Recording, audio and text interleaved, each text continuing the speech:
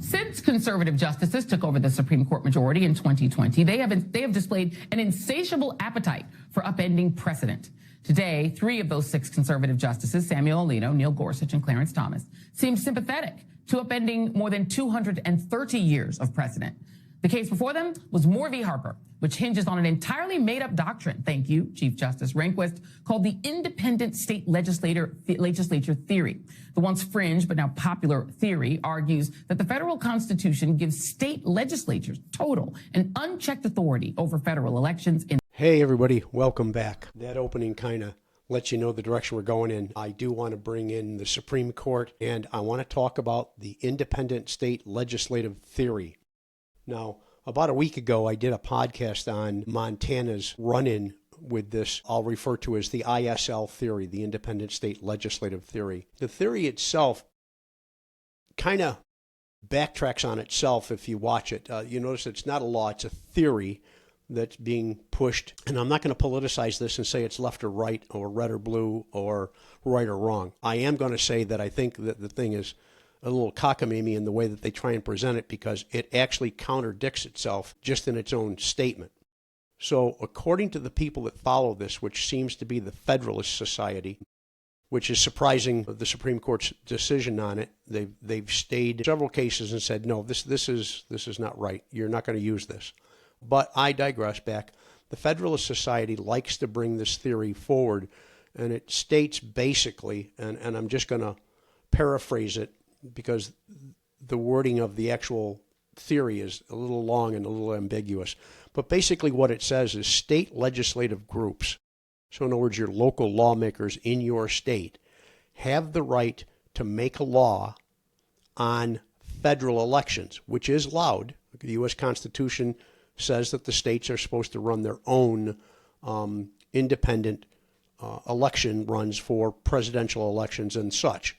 So to that point, the law is, or the theory is correct. The part where it goes cockamamie and goes really twisted off into another realm of reality is the fact that it then states that because they have the legislative power of the state making decisions on federal affairs, then the local state jurisdiction law, the court, whoever that oversees the state, they say has no right to look at their law that they wrote. They have no right to pass judgment on it. So, yeah, the legislative group is telling the judiciary of the same organization that they have ultimate power and they can't be looked at and they can't be overridden. Basically, take your ball and go home because you're not playing in my field. And the courts in the local areas are fighting back. They're not really taking it. There's been a couple of notable cases, and I will try not to drag this on for too long. I know, they say 15 to 20 minutes, and then your audience starts yawning at you. So I'm going to try and keep it to that point. And if I have to, I'll cut it short. If not, I'll make a second part of it. I'll let you decide. You tell me in the comments after tonight's podcast whether you want to hear more on this, because it's out there and I'm getting a lot of feedback from not only Montanans, but also from other people around the state, Wisconsin and a couple of other places that have asked me to look into their situations where they feel that this ISL is being used in their area. What I don't understand is how you can cut the state constitution out of the equation when it is giving the state legislature the authority to exercise legislative power. This is a proposal that gets rid of the normal checks and balances on the way big governmental decisions are made in this country. And you might think that it gets rid of all those checks and balances at exactly the time when they are needed most. Yeah. So, the U.S. Supreme Court has addressed the independent state legislative theory in several cases, and where the theory implications for state and legal legislative authority over federal elections. The most significant cases are going to be ones that I talk about tonight. We'll start out with a 2023 case called Moore versus Harper. This is probably the largest example everyone is going to point at for this type of situation. The case arose from a North Carolina dispute over the congressional redistricting. Okay, the Supreme Court struck down a legislative map as an unconstitutional partisan gerrymandering act. Okay, that was the state court, the state Supreme Court. The legislator there felt that he had a case to be had. So the North Carolina lawmakers, that the U.S. constitutional election clauses, there's a lot of law in here, folks, so bear with me when I stumble over some of these words because they're not normal for my vocabulary. But the U.S. Constitution's election clause states legislative, executive, exclusive authority over the federal election laws, limiting state courts in their ability to intervene. That's a mouthful, so let's just dissect it. Again, the local legislators, your congresspeople, your representative people, are making these laws in their respective states and then telling the local courts, the local appeals courts and the local Supreme Courts, no, you don't have a right to second guess me. Only the federal government has. And the federal government has already passed back in the U.S. Constitution that states that no, state make the laws for federal regulations. We all know how that works. We've all been through it several times. If you haven't, talk to someone who has, because it's the hallmark of how the states hold elections for presidential elections. It's always done that way, and if you followed through on the last election, you saw how each state independently had their own people, their own electoral college votes, and their own system of how they collected votes through multiple different voting systems and tabulation systems. Okay?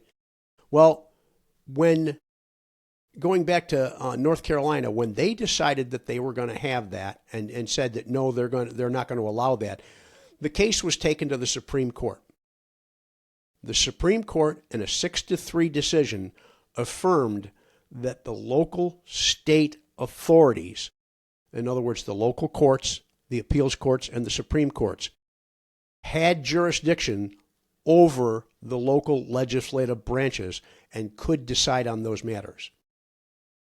Now, that was Harper versus Moore, 2023, North Carolina. Let's go to, real quick, go to Bush versus Gore in the 2000 election, where it was all about the little chads on the ballots when they were using paper where they had a punch that went through the paper, and sometimes the punch, the chad, didn't fall off, so they didn't know how to count it. That went through the state courts up to the Supreme Courts. But in this particular case, while it was at the Supreme Court, during the counting, during the third or fourth recount on the ballots, Al Gore acquiesced and stated that he felt that he had legitimately lost the election, and therefore George W. Bush was elected president that year. The ISL theory in that was that the states were still trying to say that the federal courts couldn't intervene. And the federal court, the SCOTUS is what I mean when I say federal courts. SCOTUS couldn't intervene. They weren't going to allow that to happen. And SCOTUS had not had a chance to hear the argument before Al Gore acquiesced to George Bush.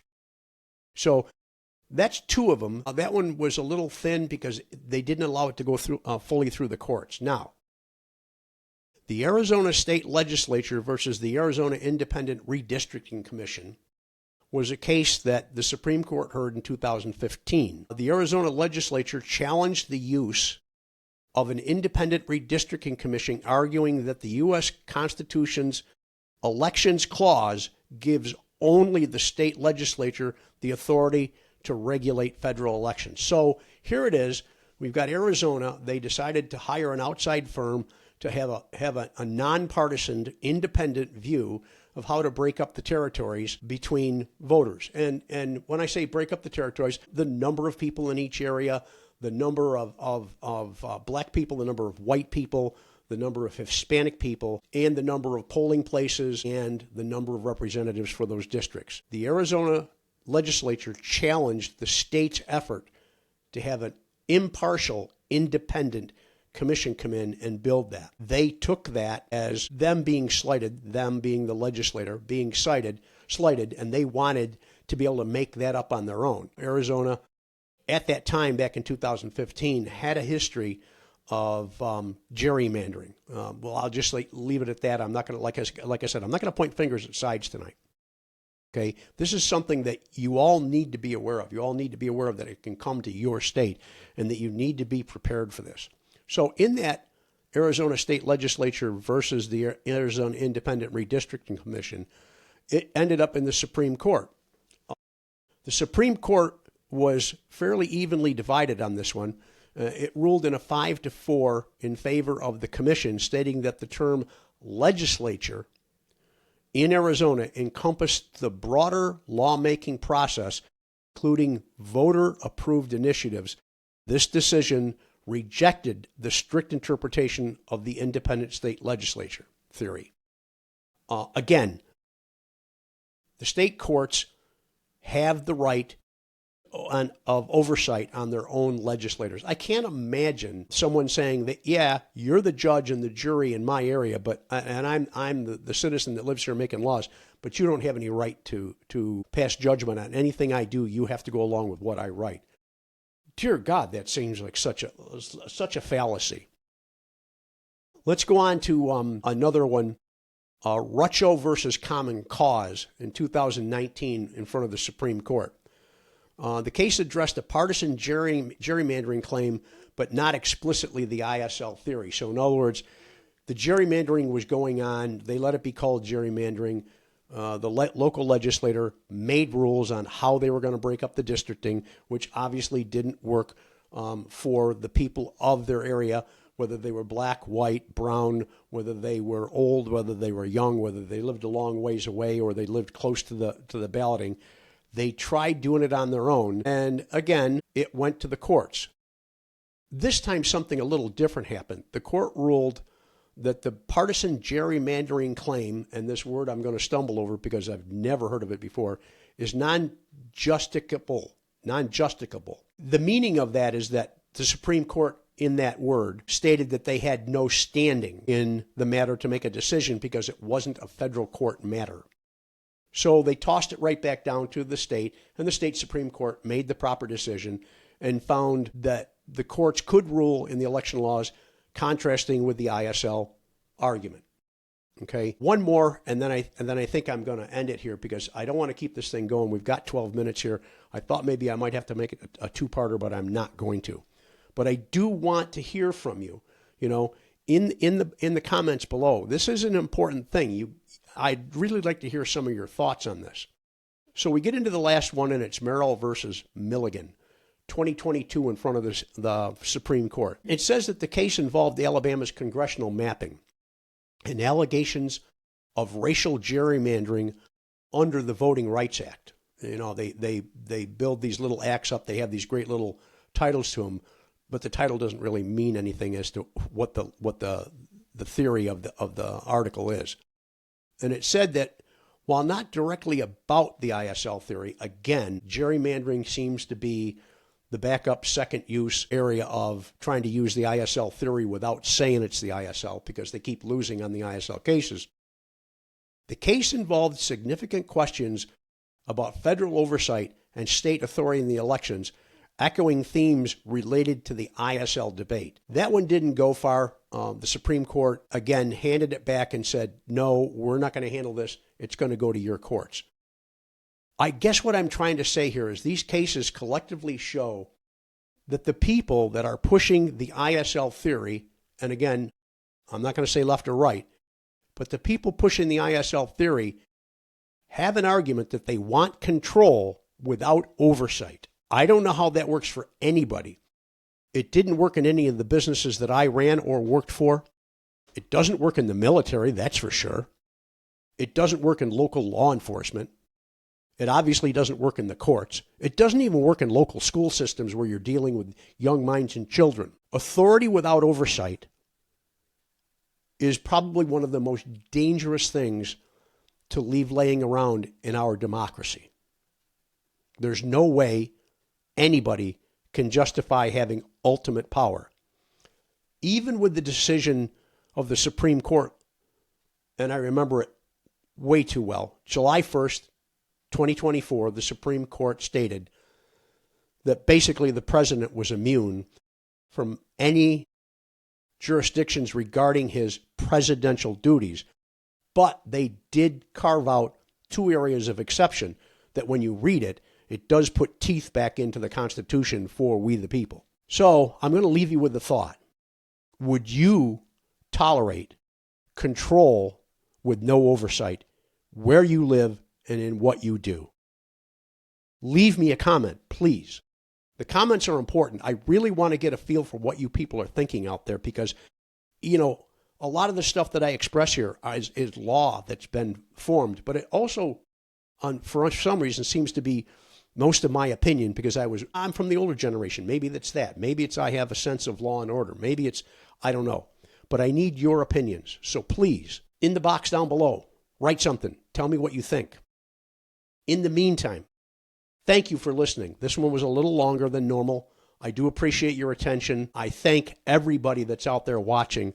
My subscribers, again, every day I tell you, you humble me. I didn't think we were going to get this far on this. I thought maybe I would get chased away, but it doesn't appear to be. It appears that a lot of you want to hear more.